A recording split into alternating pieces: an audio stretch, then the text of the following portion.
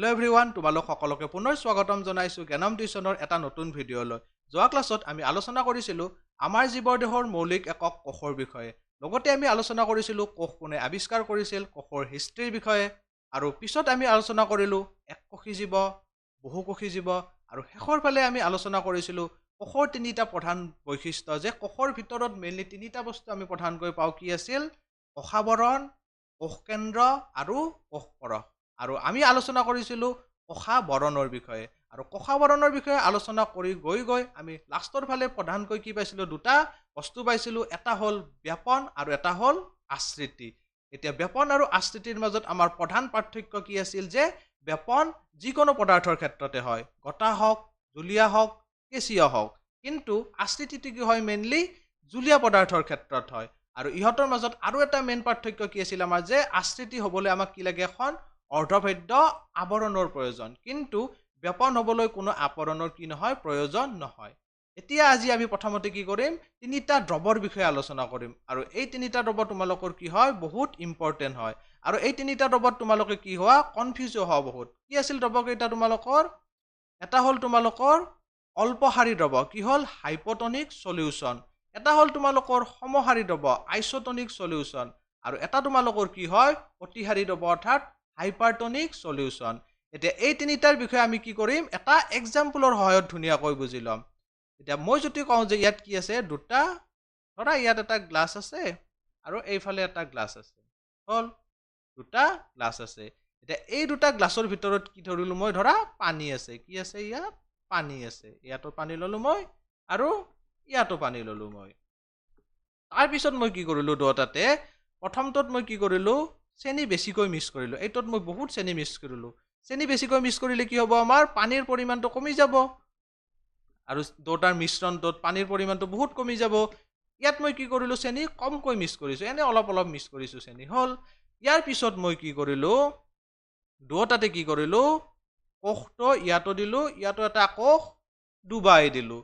Dubai দিয়াৰ পিছত কি হ'ব আমাৰ? তোমালোকে মন কৰা যে ইয়াত যদি তোমালোকে চোৱা, বাহিৰত কোষটোৰ বাহিৰত কি হ'ল? পানীটো তোমালোকৰ কি আছে? ইয়াত কমকৈ আছে, কাৰণ মই চেনি বেছিকৈ মিহলাইছোঁ। পানী যিহেতু কম আছে, আমাৰ কোষৰ ভিতৰত পানী কি হ'ব? বেছি হ'ব, আৰু কোষটোৱে পানীটো কি হ'ব? বাহিৰলৈ উলিয়াই দিব। আৰু ইয়াত কিন্তু তাৰ কি হ'ব? অপজিট হ'ব, কাৰণ কি হ'ল? পানীটো বাহিৰত কি আছে? ইয়াত বেছি আছে। পানীটো বাহিৰত বেছি আছে, ভিতৰত কি আছে? কমকৈ আছে। তেতিয়াহ'লে কি হ'ব? পানী বাহিৰৰ পৰা ভিতৰলৈ সোমোৱাব। এনেকৈ কি হ'ব? বাহিৰৰ পৰা ভিতৰলৈ কি প্ৰক্ৰিয়াৰে সোমাব? আশ্ৰিতি প্ৰক্ৰিয়াৰে সোমাব। কাৰণ কি আছে? কোষৰ এখন অৰ্ধভেদ্য আৱৰণ থাকে, গতিকে ইয়াত আশ্ৰিতি প্ৰক্ৰিয়াৰে প্ৰথমটোৰ ক্ষেত্ৰত কি হ'ব? বাহিৰত পানী কমকৈ আছে কাৰণে কি হ'ব? তোমালোকৰ বাহিৰলৈ ওলাই যাব। আৰু ইয়াত কি হ'ব? ভিতৰত কমকৈ আছে কাৰণে পানী ভিতৰলৈ সোমাই যাব। এতিয়া এই যে আমি দুটা দ্ৰৱ পালোঁ, ইয়াৰে প্ৰথমটোক আমি কি বুলি ক'ম আৰু ছেকেণ্ডটোক কি বুলি ক'ম? তোমালোকে এতিয়া মন কৰা। ইয়াত যদি তোমালোকে চোৱা, গাঢ়তা লঘু হয়, তেতিয়া পানী কোষে আকৃতি প্ৰক্ৰিয়াৰে গ্ৰহণ কৰে, আৰু গ্ৰহণ কৰাটোক আমি কি বুলি কওঁ? হাইপটনিক সলিউশ্যন। যদি আমি ইয়াত বুজো কোনটোত গ্ৰহণ কৰিছে? যে বাহিৰত যদি পানী কি থাকে? কম বেছি থাকে, আৰু ভিতৰত কম থাকে, তেতিয়াহ'লে এইটোক আমি কি বুলি ক'ম? অল্পসাৰী দ্ৰৱ বা হাইপটনিক সলিউশ্যন। আৰু এইটোক আমি কি বুলি ক'ম? অতিসাৰী দ্ৰৱ বা হাইপাৰটনিক সলিউশ্যন। এতিয়া সমসাৰীটো কি আছিল? যদি কি থাকে? দুটা মাধ্যমতে ধৰা কোষটো ইয়াত ডুবালো পানীত, তেতিয়া যদি বাহিৰত যিমান পানী আছে, ভিতৰতো কি থাকে? সিমান পানী থাকে, তেতিয়াহ'লে তোমালোকৰ কি হ'ব?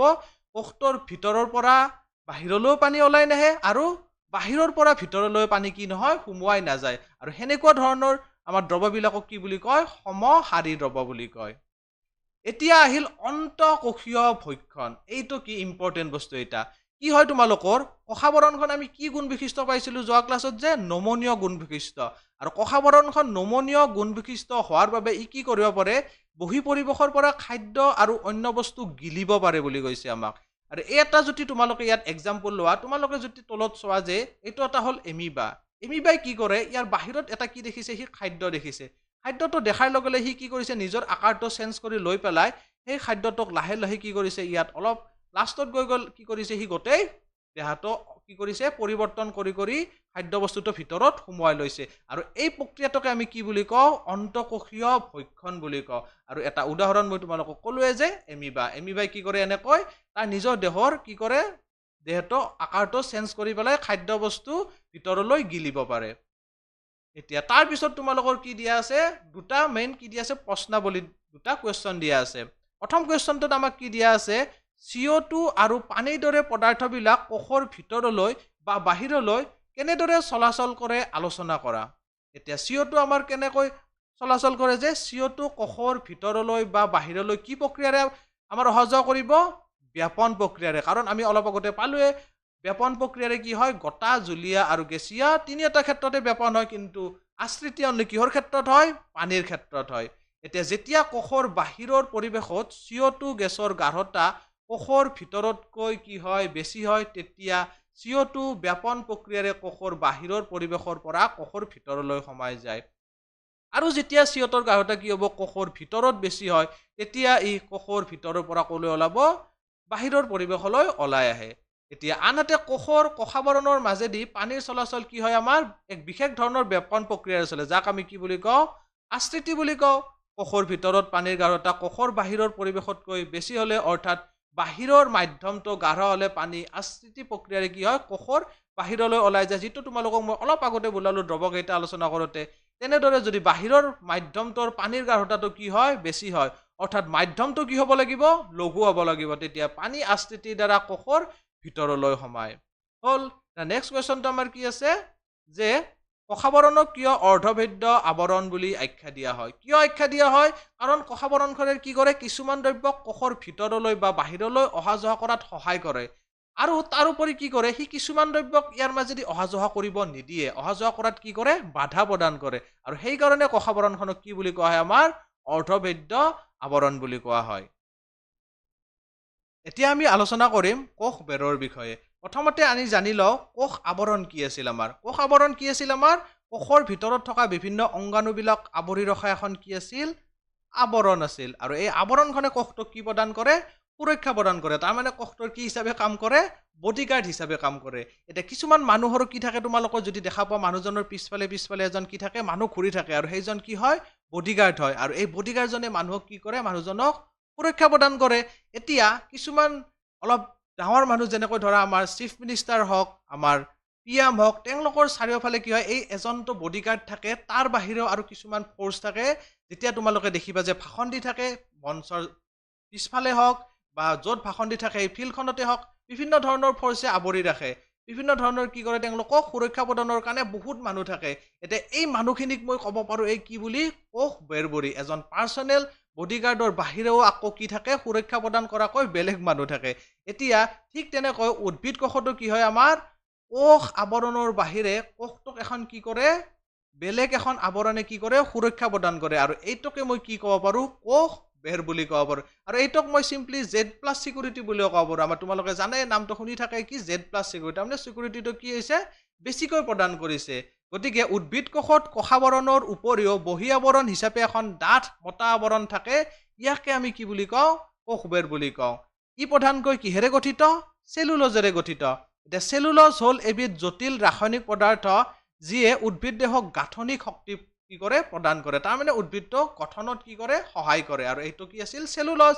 আৰু এই চেলুলজেৰে কি গঠিত, আমাৰ কোষ বেৰ গঠিত। এতিয়া এটা মেইন পইণ্ট আহিল তোমালোকৰ, প্ৰটোপ্লাজমৰ সংকোচন। তাৰমানে কি, তোমালোকে মন কৰা, উদ্ভিদ কোষৰ, এতিয়া চোৱা, এই তলত যদি পিকচাৰখনত তোমালোকে এটা উদ্ভিদ কোষ দেখিছা, এই উদ্ভিদ কোষৰ ভিতৰত কি আছে, পানী আছে। পানী থাকিলে যদি বাহিৰত কি হয়, পানীৰ পৰিমাণটো কম হয়, আৰু ভিতৰত যদি বেছি হয়, কি হ'ব, অলপ আগতে আমি দ্ৰৱ তিনিটাত আলোচনা কৰিলোঁ যে ভিতৰৰ পৰা কি হ'ব, পানীটো বাহিৰলৈ ওলাই যাব, আৰু পানীটো এনেকৈ যেতিয়া বাহিৰলৈ ওলাই যাব, তেতিয়া এই কোষটোৰ ভিতৰত থকা কোষ আৱৰণখনৰ লগতে বাকী কোষাংগনবিলাক এনেকৈ সংকুচিত হৈ যাব। ঠিক আছে, সংকুচিত হৈ গ'ল, কিন্তু কি হ'ব, আমাৰ যিটো এক্সট্ৰা চিকিউৰিটি যে আমাৰ আছিল, কি আছিল, কোষ বেৰ, সেইখন কিন্তু কেতিয়াও কি হৈ নাযায়, এনেকৈ সংকুচিত হৈ নাযায়, সি যেনেকৈ আছে সেনেকৈয়ে থাকি যায়। কিন্তু আমাৰ পানীৰ ক্ষেত্ৰত এইটো নহয়। পানীত কিয় নহয়, কাৰণ পানীত আমাৰ কি নাথাকে, এই কোষ বেৰখন নাথাকে, আৰু এইটোকে আমি কি বুলি কওঁ, প্ৰটোপ্লাজমৰ সংকোচন। কাৰণ কি হৈ যায়, কোষাবৰণৰ সৈতে গোটেইখিনি দ্ৰৱ ভিতৰৰ কি হৈ যায়, আমাৰ কোষাংগনবিলাক সংকুচিত হৈ পৰে। এতিয়া তাৰ পিছত আমাৰ কি আছিল, যে উদ্ভিদ, ভেঁকুৰ আৰু বেক্টেৰিয়া কোষৰ কোষ বেৰে অল্পহাৰী দ্ৰৱত কোষবিলাক ফাটি যোৱাত বাধা দিয়ে।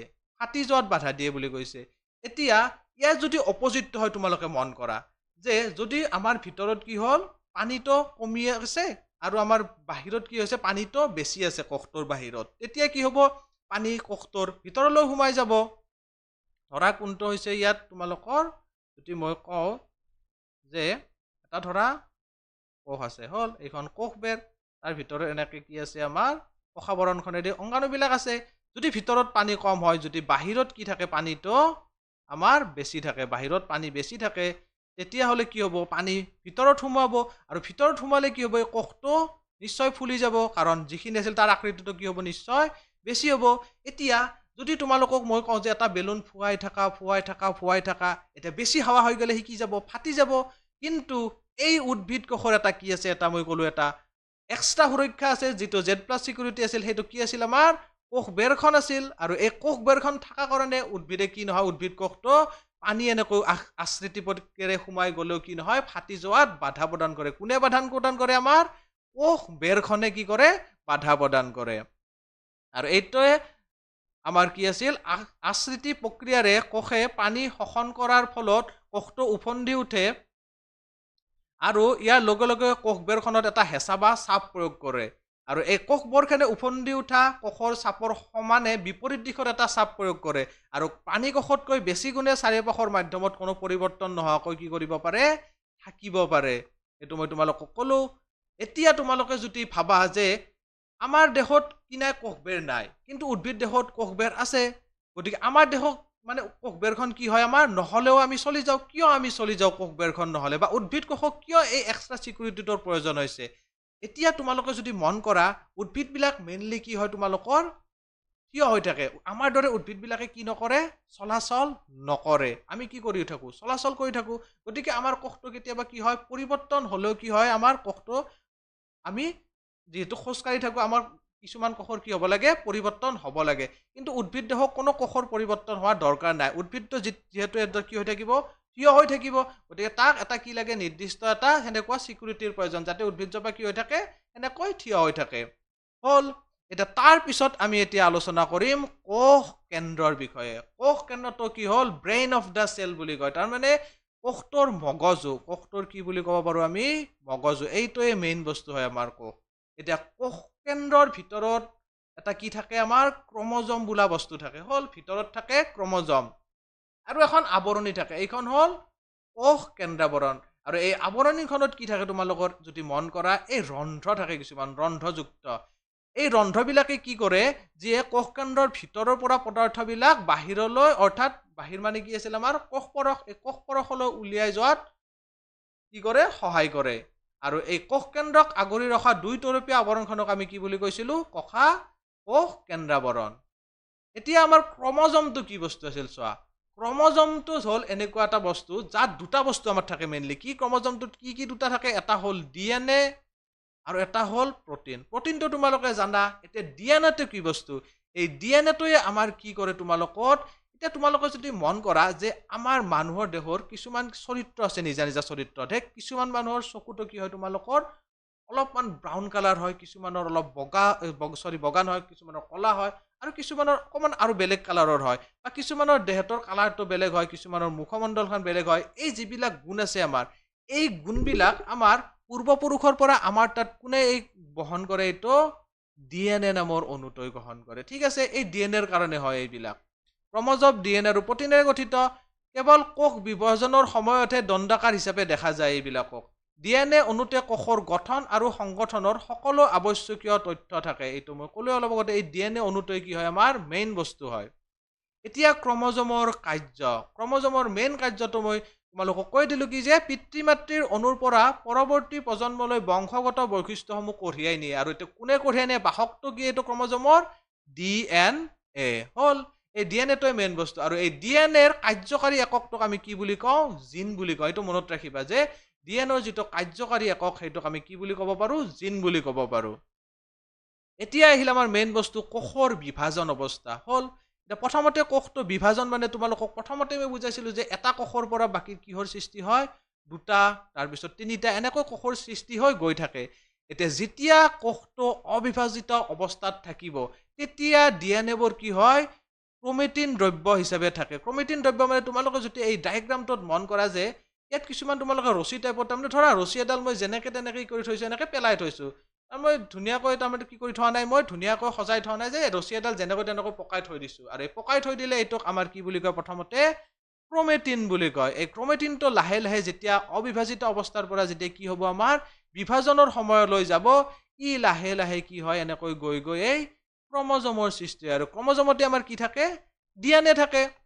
এতিয়া তাৰপিছত আমাৰ কোষ কেন্দ্ৰৰ ভূমিকা কি আছে, মেইন ভূমিকা কি? প্ৰথম ভূমিকাটো হ'ল যে কোষ কেন্দ্ৰ কোষ বিভাজন বা কোষৰ বংশ বিস্তাৰত মুখ্য ভূমিকা লয়।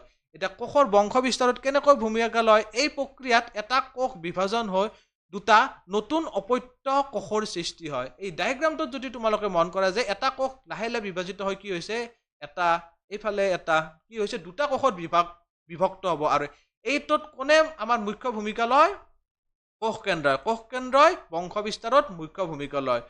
আৰু এটা মেইন ইয়াতে কথা আছে কি, কোষ এটা পৈণত অৱস্থা প্ৰাপ্তিত পৰিৱেশৰ সৈতে খাপ খাই থাকিব পৰাকৈ প্ৰয়োজনীয় ৰাসায়নিক ক্ৰিয়াকলাপসমূহ কোষ কেন্দ্ৰটোৱে নিয়ন্ত্ৰণ কৰে। তাৰমানে যেতিয়া কোষ এটা পৈণত অৱস্থা প্ৰাপ্তি হ'ব, যেতিয়া কোষটো অলপ কি হ'ব, পুৰঠ হ'ব, তেতিয়া এই পৰিৱেশৰ লগত খাপ খাই থাকিব পৰাকৈ যিখিনি আমাক প্ৰয়োজনীয় ক্ৰিয়াকলাপ থাকে, যিখিনি আমাৰ প্ৰয়োজনীয় হয় ক্ৰিয়াকলাপৰ, এইখিনি আমাৰ কোনটোৱে নিয়ন্ত্ৰণ কৰে, কোষ কেন্দ্ৰটোৱে নিয়ন্ত্ৰণ কৰে। আৰু সেইকাৰণে আমাৰ কোষটো কি বুলি কৈছিলোঁ মই তোমালোকক আগতে, আমাৰ ব্ৰেইন অফ দ্য চেল, মানে আমাৰ কোষটোৰ মগজু বুলি কৈছিলোঁ।